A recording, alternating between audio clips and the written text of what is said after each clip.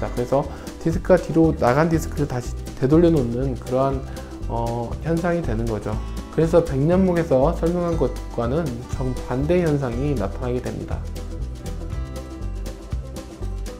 네, 안녕하세요. 오랜만에 영상을 촬영했습니다. 벌써 연말입니다. 올해는 코로나로 인해서 이런저런 일들이 너무 많이 있어서 순식간에 시간이 지나갔는데요. 올해는 바쁘다 보니 생각보다 영상을 못 올렸습니다. 내년부터는 영상을 열심히 올리도록 해보겠습니다. 오늘 영상은 백년목과 관련해서 턱 당기기를 해야 하는 이유를 준비를 했는데요. 이 영상을 준비한 이유는 병원에 내원하시는 꽤 많은 환자분들께서 이 턱 당기기를 하면 안 된다는 말을 했습니다. 그리고 목을 구부리거나 턱을 당기는 것을 아주 무서워하는 분들도 몇 명 보았습니다. 이유를 물어보니 서울대 의사가 저자인 백년목이라는 책에서 턱을 당기는 것을 하지 말라고 해서라고 합니다. 또한 백년허리와 백년목에서는 목을 구부리거나 혹은 허리를 구부리는 동작을 하면 안 된다고 해서 허리나 목을 절대로 구부리지 않는 사람도 종종 보기도 했습니다. 허리나 목을 절대로 구부리거나 잘 움직이지 않고 이렇게 걷는 사람들을 꽤 많이 보았습니다. 움직이지 않죠? 전혀.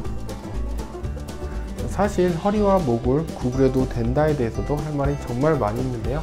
오늘은 턱 당기기에 대한 내용만을 우선적으로 다루어 보도록 하겠습니다.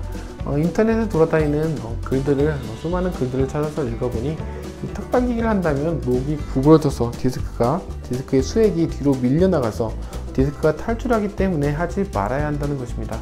이 내용을 보고는 이게 무슨 내용일까 하면서 한참을 생각을 해보았는데요. 턱을 이렇게 당기는 것은 목을 구부리는 동작이 아닙니다. 턱 당기기가 목을 구부리는 동작이라고 알고 있다면 완전히 잘못 알고 있는 것입니다. 턱 당기기를 하게 된다면 보는 것처럼 목의 아랫부분은 목을 뒤로 젖히는 효과가 나타나게 되고요. 목의 윗부분에서만 목을 구부리는 효과가 나타나게 됩니다. 이렇게 턱을 이렇게 당기게 되면은 목의 아랫부분에서는 목을 뒤로 젖히는 효과가 나타나게 되고요. 그리고 목의 윗부분에서만 목을 이렇게 구부리는 효과가 나타나게 되는 것입니다. 그리고 디스크를 한번 보겠습니다. 목 디스크나 허리 디스크가 생기는 대부분의 위치는 아랫부분입니다. 허리 디스크도 허리의 가장 아랫뼈인 4번, 5번에서 대부분의 허리 디스크가 생기게 되고요. 목뼈 역시 마찬가지입니다. 목뼈의 가장 아랫부분인 목뼈 6번과 7번에서 가장 많은 목 디스크가 생기게 됩니다. 목뼈 1번과 2번에서 목 디스크가 있다는 사람은 제가 10년 넘게 병원에서 일을 하면서 한 번도 보지를 못했습니다. 대부분은 목뼈 가장 아랫부분, 목뼈 5번, 6번에서 디스크가 생기고요. 허리도 마찬가지, 허리도 가장 아랫부분, 허리뼈 4번, 5번에서 대부분의 디스크가 발생하게 됩니다. 그래서 턱 당기기 같은 경우에는, 이렇게 턱 당기는 운동 같은 경우에는 목의 아랫부분인 5번, 6번에서는 목을 구부리는 동작이 아닌 목을 뒤로 젖히는 동작이 되면서 디스크가 뒤로 빠져나와서 디스크가 탈출되는 현상이 아닌 뒤로 빠져나온 디스크가 다시 앞으로 되돌아가는 이러한 현상이 나타나게 됩니다. 그래서 디스크가 뒤로 나간 디스크를 다시 되돌려 놓는 그러한 현상이 되는 거죠. 그래서 백년목에서 설명한 것과는 정반대 현상이 나타나게 됩니다. 그래서 목뼈를 볼 때에는 목뼈의 아랫부분과 윗부분을, 허리랑은 다르게 목뼈는 아랫부분과 윗부분을 나누어서 보아야 합니다. 일상생활에서 우리의 자세를 제가 예를 한번 들어보겠습니다. 컴퓨터를 할 때는 대부분 이렇게 등이 굽어지면서 목이 이렇게 앞으로 나가게 되는데요. 이러한 경우에는 목의 아랫부분이 구부러지게 되고, 그리고 목의 윗부분이 뒤로 젖혀지게 되는 현상이 나타나게 됩니다. 턱 당기기는 이와 완전히 반대되는 동작이죠. 목의 아랫부분은 목이 이렇게 뒤로 젖혀지는 동작이 되고요. 목의 윗부분만 구부러지게 되는 동작이 되는 겁니다. 그래서 목의 아랫부분은 뒤로 젖혀지는 동작이 턱 당기기 동작입니다.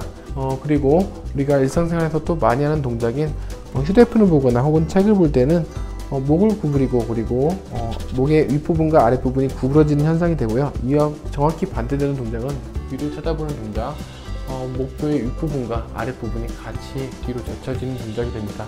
그래서 이러한 경우는 허리와 똑같이 전체적으로 구부러지고 전체적으로 펴지는 동작이 되는 반면에, 이렇게 컴퓨터를 하거나 턱을 당기는 동작을 본다면 목표의 아랫부분과 그리고 목표의 아랫부분과 윗부분이 반대되게 나타납니다. 이 동작은 목표 아랫부분이 구부러지게 돼서 디스크가 가장 빈번하게 나타나는 목뼈 6번과 7번에서 디스크가 생기게 되는 이러한 자세가 되는 거고요.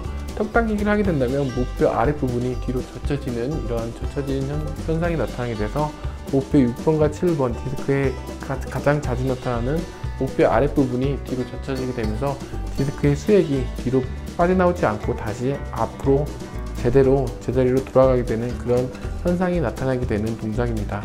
그래서 맥킨지 치료에서는 이렇게 턱 당기는 동작과 그리고 목을 뒤로 젖히는 동작을 통해서 디스크가 가장 많이 나타나는 목의 아랫부분에서 디스크를 다시 되돌리기 위한 그런 운동 방법을 추천을 한 것이고요. 그리고 백년목에서는 맥킨지 치료가 통증이 유발되지 않는 방향으로 움직여야 한다고 설명을 했지만 그것 또한 잘못된 내용이라고 볼 수 있습니다. 백년목의 저자가 서울대 의사라고 해서 그 말을 믿는다고 한다면 할 수 없겠지만은 서울대 의사라고 모두 다 맞는 것은 아닙니다. 백년목에서 턱 당기기를 하지 말라는 이론적 배경이 완전히 잘못되어 있다는 내용은 정확한 사실입니다. 사실 제가 수많은 환자분들을 치료한 경험으로 봤을 때 이 턱 당기기 운동은 아주 훌륭한 치료법 중 하나입니다. 그리고 턱 당기기가 목 통증을 줄이는데 효과가 있다는 아주 많은 연구들이 있습니다. 물론 필요한 사람들에게 적절하게 이 운동을 했을 때 아주 좋은 효과가 나타날 수 있습니다. 이외에도 할 말이 많지만 오늘은 턱 당기기에 대한 내용만 준비를 해보았습니다. 감사합니다. 궁금하거나 질문 있다면 댓글 부탁드립니다. 연말 잘 보내세요.